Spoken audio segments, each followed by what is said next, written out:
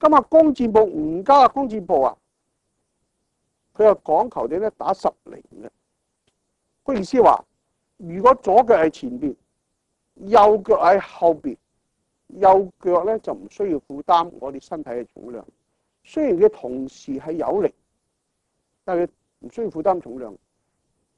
嗱，我現在睇佢，我哋咧唔需要嘅，唔需要話移動佢。咁呢個咧嘅穿接步，如果我要上前，我鬆個右膝，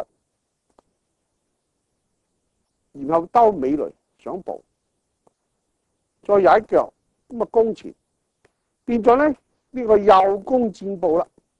右留心睇下自己膝頭咧對唔對住嗰個腳尖，頭咧又唔好過腳尖。如果頭過個腳尖咧，個重心就會跌噶啦。我哋又要身形係斜，使自己啊係打出呢個10零嘅要求。